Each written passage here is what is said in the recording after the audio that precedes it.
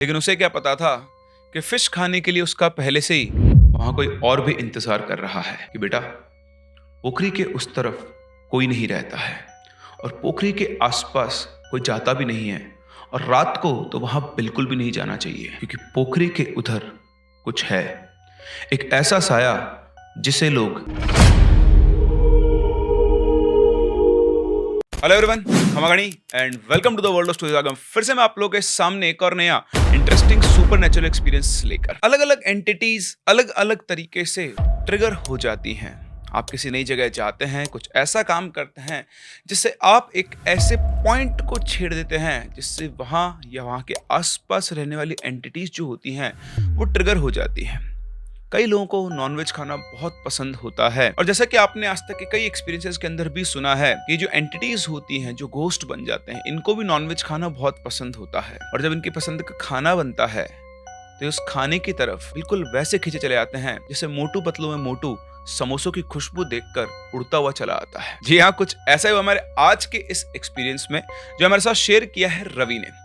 रवि, जिनकी उम्र करीबन 29 साल है, ये एक प्राइवेट फर्म में एनालिस्ट का काम किया करता था और इसका ट्रांसफर हुआ कोलकाता। कंपनी की तरफ से इसे एक कोलकाता की पुरानी रेजिडेंशियल कॉलोनी के अंदर फ्लैट मिला। ये जो कॉलोनी थी, इस कॉलोनी में एक तरफ 4-4 मंजिल के फ्लैट्स बने हुए थे और दूसरी तरफ ओल्ड स्टाइल बंगाली हाउसेस थे। लंबे बरामदे, लकड़ी के दरवाजे, और उनमें रहने वाले मोस्टली लोग जो थे वो रिटायर्ड लोग थे। कॉलोनी के बीच में से एक पतली सी गली जाती थी जो जाकर एंड होती थी एक पोखरी पर, यानी एक छोटे से तालाब पर। उस पोखरी के चारों तरफ उस किनारे पर बड़े बड़े पुराने पेड़ थे और लोग कहा करते थे कि पहले लोग इस पोखरी के अंदर स्नान भी किया करते थे। अब रवि का जो फ्लैट था वो सेकंड फ्लोर पर था, एक छोटा लेकिन क्लीन फ्लैट। उसके फ्लैट में जो किचन था, उस किचन में एक बालकनी दी हुई थी और उस किचन की बालकनी से वो पोखरी का एक कोना दिखाई देता था। कोई बहुत अमेजिंग व्यू तो नहीं था, बट ठीक है, इतने बड़े शहर के अंदर अगर आपको फिर भी नेचुरल किसी वाटर बॉडी का व्यू मिल रहा है तो दिल को सुकून देने के लिए वो काफी है। जब वो बॉस से मिला पहले दिन तो बॉस ने कहा कि वो एरिया थोड़ा पुराना है लेकिन बहुत पीसफुल है, तुम वहां पे आराम से एडजस्ट कर लोगे। रवि को भी अपनी जिंदगी में थोड़ी शांति, ठहराव चाहिए था। बाकी के मेट्रो शहरों की भागदौड़ भरी जिंदगी उसने बहुत सही थी, इसलिए उसको भी थोड़ा सा जो स्लो पेस लाइफ मिल रही थी वो बहुत अच्छी लगने वाली थी। यहाँ मैं आपको एक और बात बता दूं कि रवि जो था वो एक हार्डकोर नॉन वेजिटेरियन था और उसको नॉन वेज चीजें ट्राई करने का बहुत शौक था। और जब उसे पता लगा कि उसे कोलकाता शिफ्ट होना है, जी हाँ, जैसे आपके दिमाग में आया है, उसके दिमाग में आया कि यार फिशेस वहां बहुत वैरायटी की मिलती है, तो फिश तो मैं वहां पे लगातार रोजाना खाया ही करूंगा। लेकिन उसे क्या पता था कि फिश खाने के लिए उसका पहले से ही वहां कोई और भी इंतजार कर रहा है। जब वो शिफ्ट हुआ, पहले 3 दिन तक सब कुछ नॉर्मल था। उठो, नहाओ धो, ऑफिस जाओ, काम करो, फिर शाम को वापस आओ, हल्का फुल्का सा नॉर्मल सा डिनर खाओ और सो जाओ। 3 दिन सेटल होने में उसके इतने गुजर गए, उसको पता ही नहीं चला कि यार कैसे दिन गुजर जाता था। चौथे दिन वो थोड़ा रिलैक्स हुआ, ऑफिस में काम कर रहा था और तभी उसकी अंतरात्मा से आवाज आई कि यार आज तो फिश बनाई जाए, हो गया, अब तो सेटल हो गए हैं।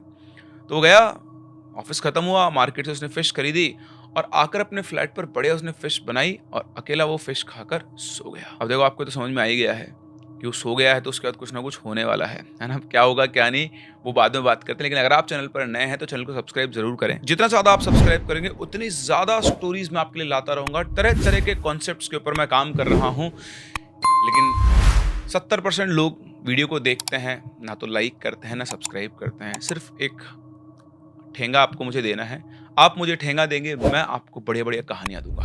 तो प्लीज प्लीज प्लीज वीडियो को लाइक जरूर करें, शेयर भी करें और चैनल को सब्सक्राइब जरूर करें। और रात को करीबन 2 बजे के आसपास रवि की आंख खुलती है। उसे प्यास लगी थी, वो अपने रूम से उठता है और पानी पीने के लिए किचन में जाता है।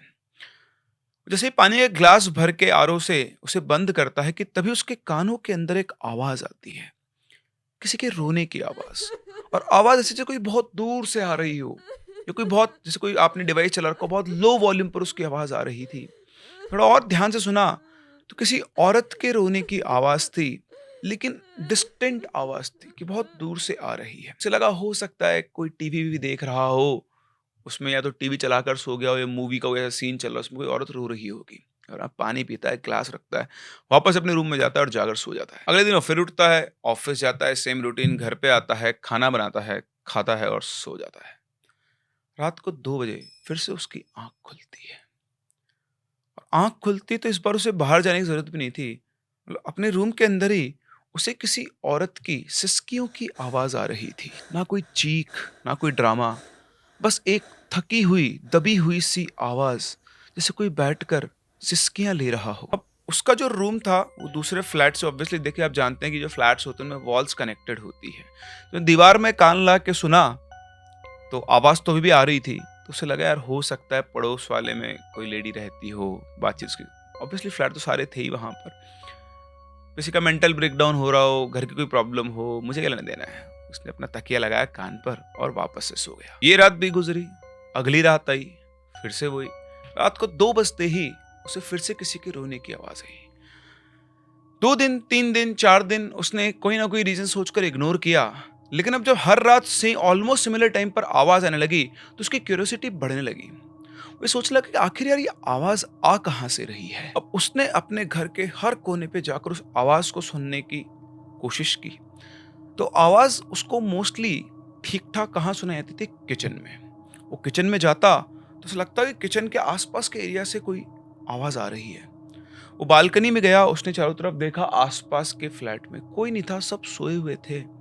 उसने उस पोखरी की तरफ देखा, वहां पर भी उसे कुछ दिखाई नहीं दे रहा, लेकिन उसको आवाज आ रही, दबी दबी आवाज किसी के रोने की। तो समझ में नहीं आ रहा कि चल क्या रहा है। थोड़ी देर के बाद आवाज आना भी बंद हो गई। वो भी अपना आकर वापस कमरे में सो गया। उसे लगा कि पता नहीं क्या चक्कर है यार, देखते हैं, कल किसी से पूछेंगे।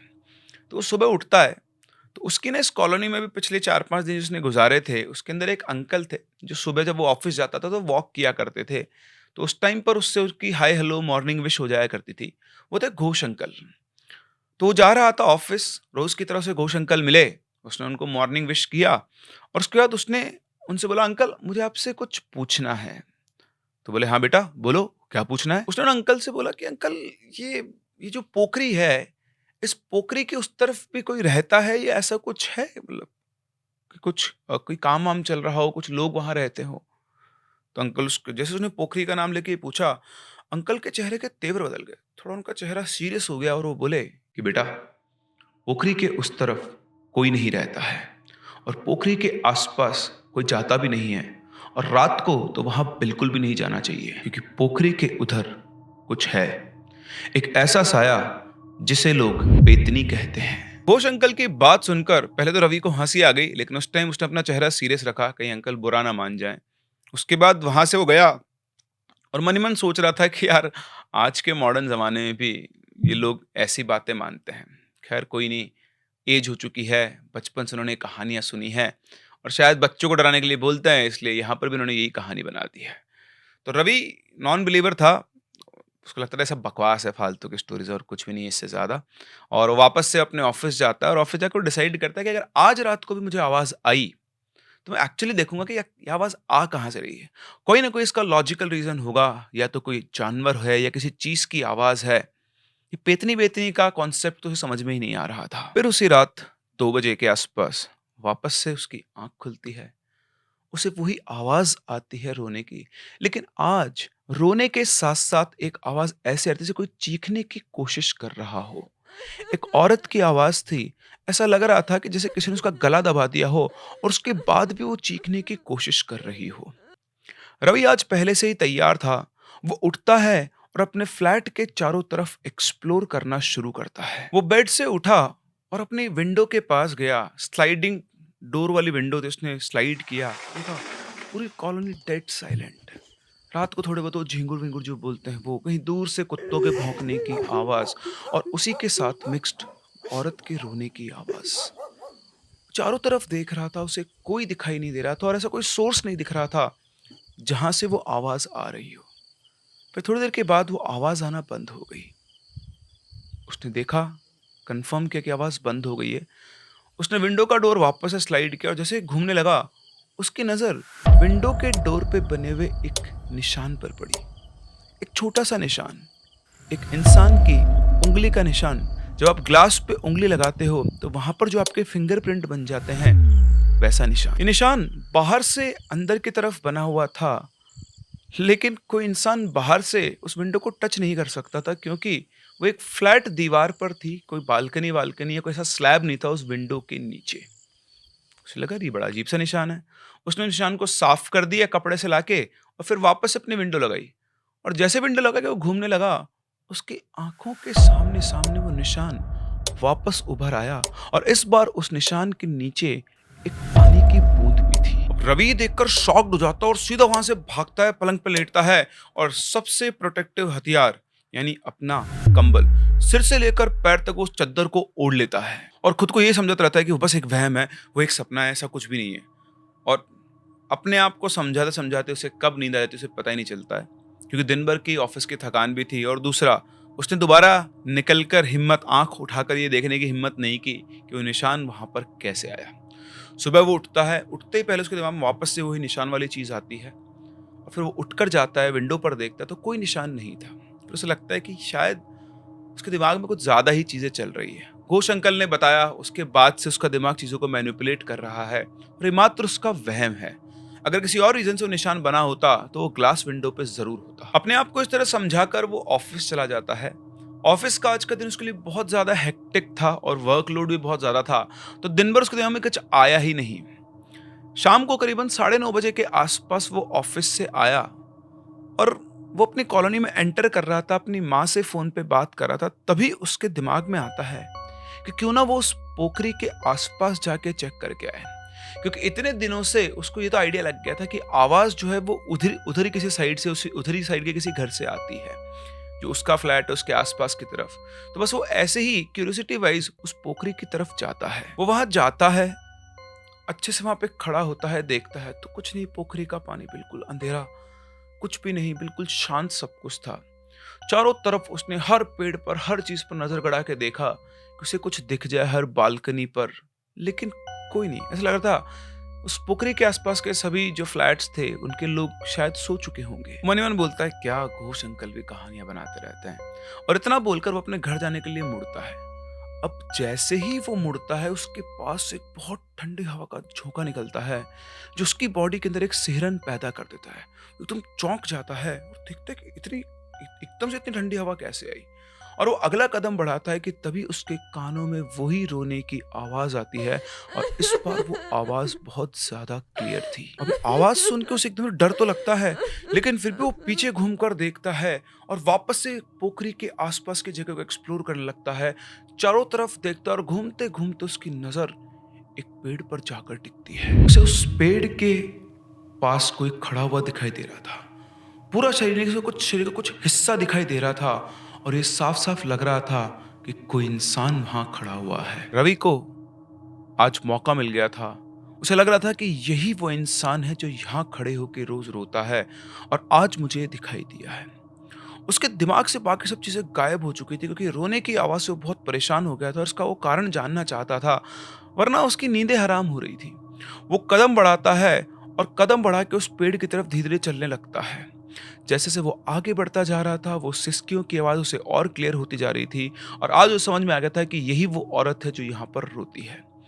वो चल चलते उसके करीब पहुंच रहा था और पहुंचते पहुंचते उसको देखते भी जा रहा था। उसकी पीठ रवि की तरफ थी। वो आगे बढ़ के उसका चेहरा देखना चाहता था कि तभी उसकी नजर उसके पैरों पर पड़ी। वो जो भी कोई वहां खड़ा या खड़ी थी उसके पैर नहीं थे, मतलब वो हवा के अंदर झूल रही थी। ये देखते रवि के हाथ पैर मुंह चेहरा सब फूल जाता और वो उल्टा घूमकर ऐसे दौड़ लगाता है कि बिना रुके जितने तेज वो भाग सकता था उसकी हिम्मत नहीं थी कि वो पीछे मुड़ के देख ले कोई आ भी रहा है नहीं भी आ रहा है, वो कौन है कौन नहीं है।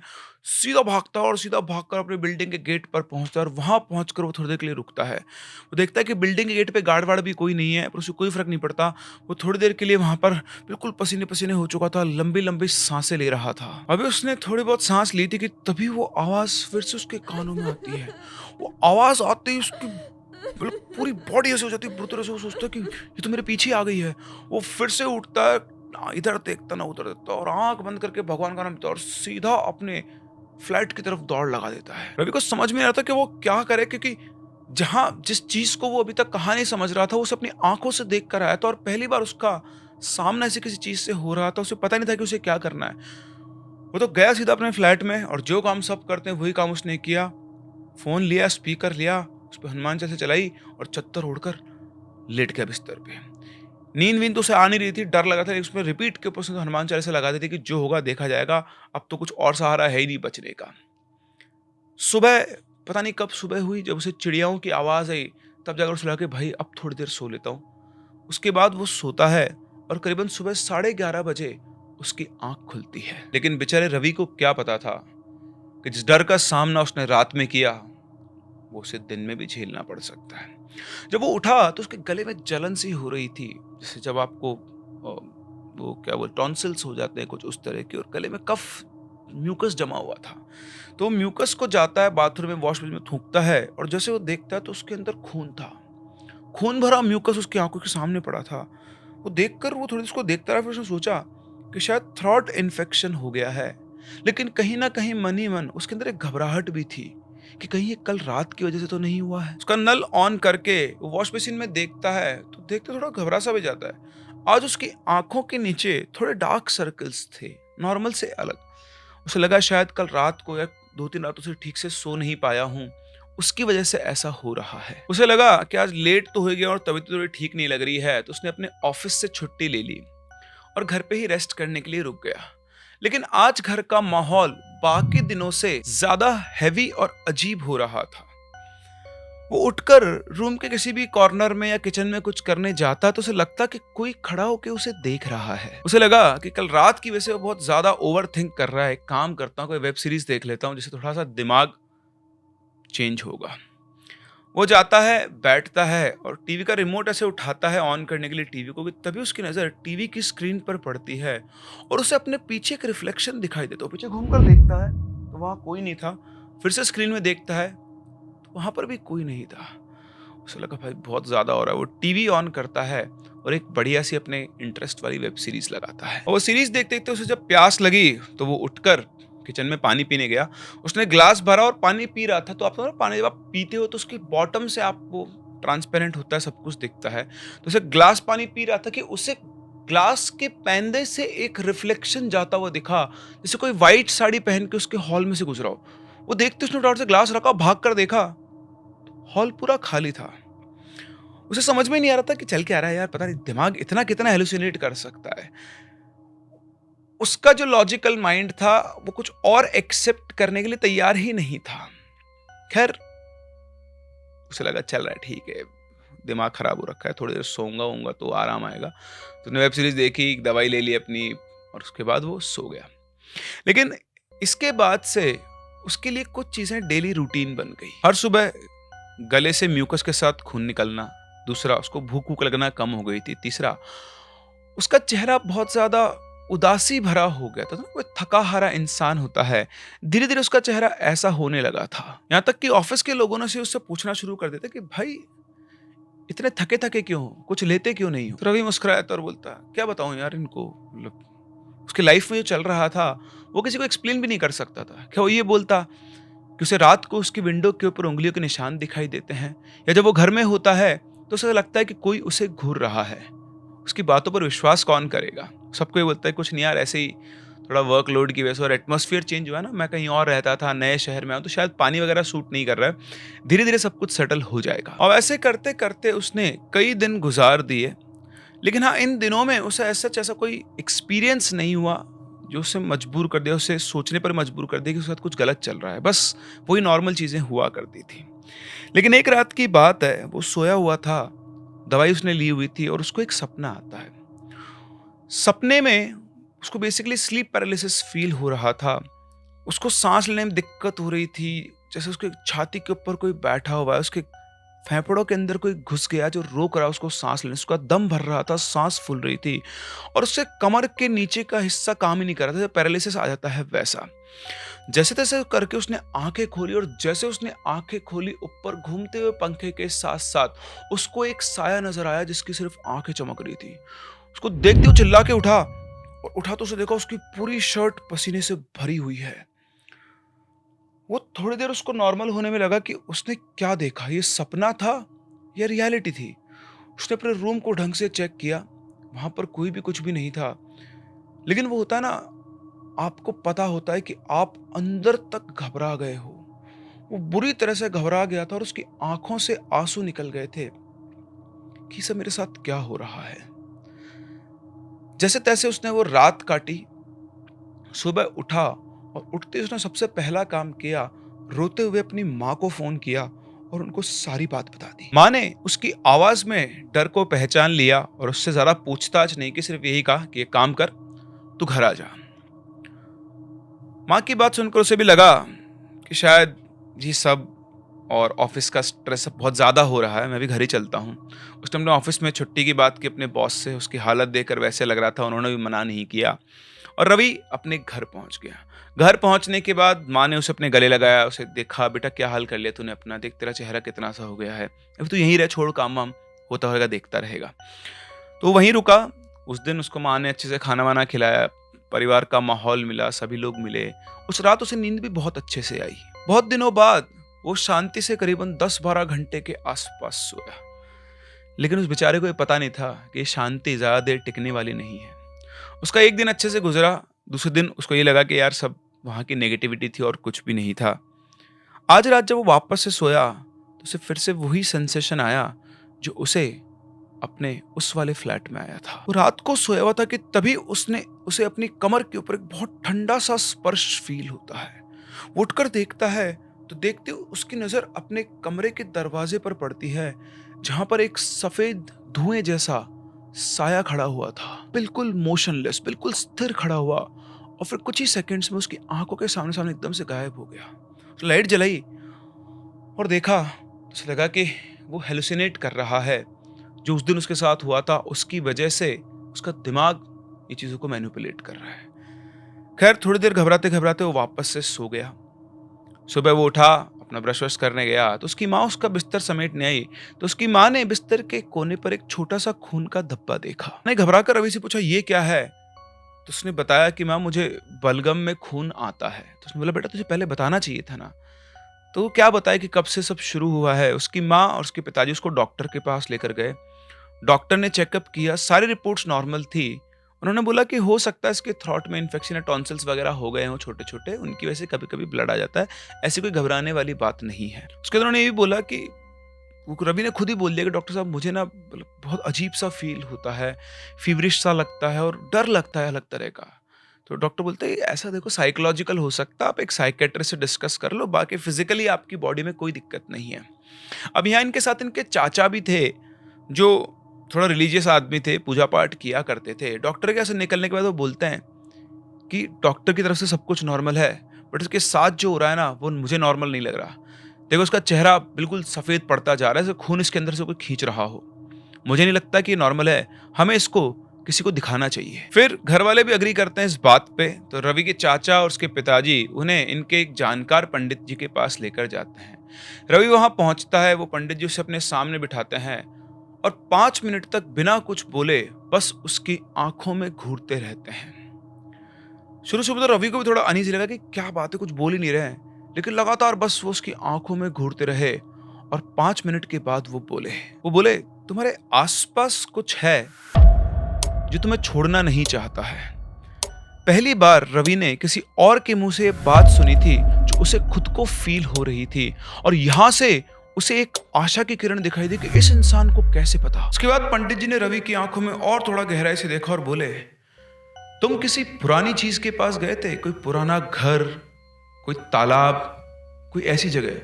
ये बात सुनकर रवि शॉक्ड हो, उसने बोला कि हाँ, मैं जहां रहता था उसके पीछे एक पोखरी थी और मैं एक दिन रात को वहां पर गया था। फिर वो पंडित जी ने आंख बंद की, कुछ मंत्र बोले, बुदबुदाए मन में, और फिर उसके बाद आंख खोलकर फिर से रवि की तरफ देखते हैं और बोलते हैं वो तुमसे चिपक गई है, तुमने उसे देखा या नहीं देखा, लेकिन उसने तुम्हें चुन लिया है और ये कोई आम आत्मा नहीं, ये एक पेतनी है। उनकी बात सुनकर रवि बोलता पेतनी? पेतनी क्या मतलब, कोई भूत? तो पंडित जी बोलते हैं भूत नहीं, पेतनी का मतलब है एक औरत जो मर गई है, जो विधवा थी।